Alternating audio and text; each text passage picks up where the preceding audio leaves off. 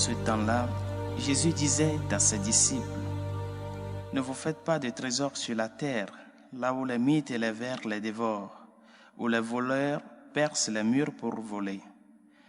Mais faites-vous des trésors dans le ciel, là où il n'y a pas de mythes ni de vers qui dévorent, pas de voleurs qui percent les murs pour voler. Car là où est ton trésor, là aussi sera ton cœur. La lampe du corps, c'est l'œil.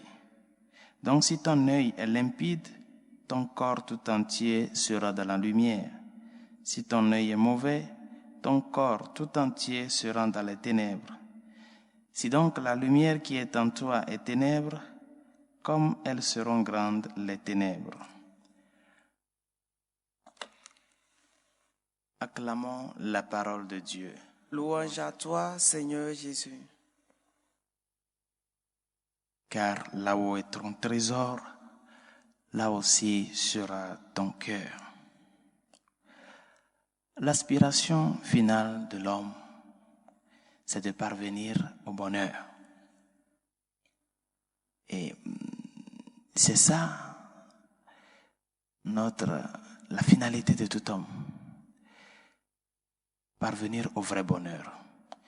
Ce bonheur qui remplit l'homme. Ce bonheur qui l'amène à ne plus penser à autre chose. Parce que c'est ça l'horizon. Et c'est cette aspiration qui fait que l'homme est essentiellement dénominé un homo viator, c'est-à-dire un homme qui est en chemin. Nous sommes toujours en chemin à la recherche du bonheur. Ce bonheur qui va apaiser notre soif. Toi et moi, par grâce et pardon, nous sommes parvenus au vrai bonheur. Et notre trésor, c'est Dieu. Et c'est en lui que nous devons nous immerger. Et c'est en lui que notre cœur doit reposer.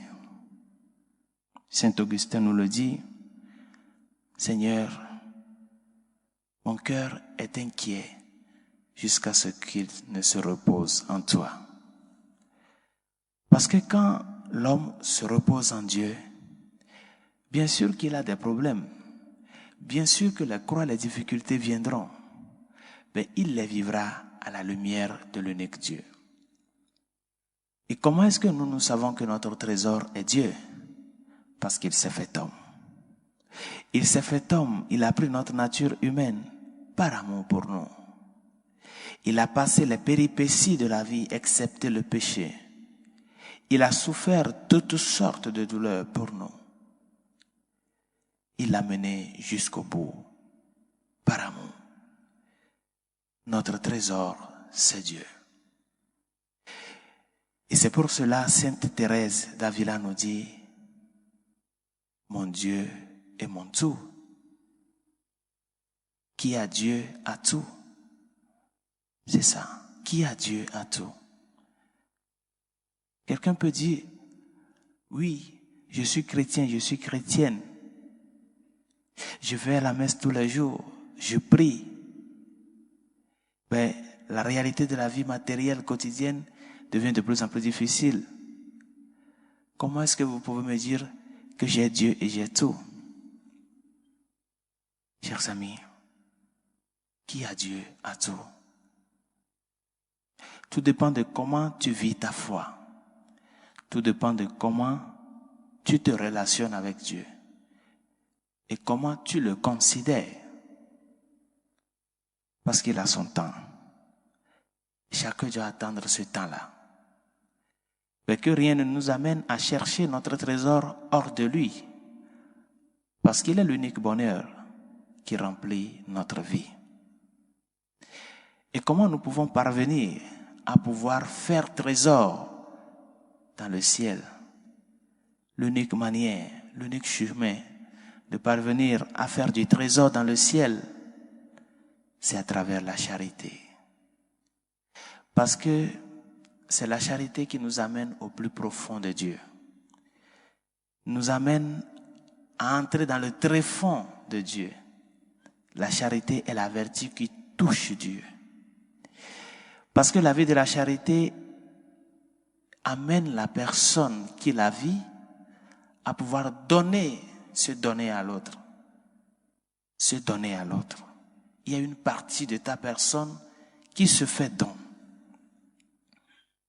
Par conséquent, c'est seulement par la charité que nous sommes en train d'amasser des trésors au ciel. Si notre cœur est en Dieu, bien chers amis, tout ce que nous aimons aussi sera en Dieu. Et c'est pour cela que nous sommes appelés à prendre soin de cet aspect de notre vie. La charité de vie. Comme nous le dit Saint Paul, qu'à la fin de notre vie, nous serons seulement jugés sur une seule chose, cette charité-là, que le Christ a expérimentée envers nous et qui nous amène à vivre envers les autres. Que ta charité de vie t'amène avec cet horizon et cette intention première à faire du trésor dans le ciel. Personne n'est parfait, mais nous sommes appelés à parcourir le chemin de la sainteté avec Dieu à travers ces petits efforts que nous faisons au jour le jour pour parvenir à lui, le vrai bonheur, dans cette vision béatifique avec le Seigneur. C'est en cela que nous aussi nous puissions dire: mon cœur maintenant n'est plus inquiet parce qu'il repose en Dieu. Demandons-lui de nous aider à ce que notre vie quotidienne soit une vie basée sur la charité. Mais non pas une charité égoïste, une charité qui se fait don. Une charité qui n'attend pas un intérêt, mais une charité qui est toujours disposée pour le bien des autres. Parce que ces autres-là, c'est Christ, c'est le Christ qui passe à nos côtés. Que sa grâce nous y aide.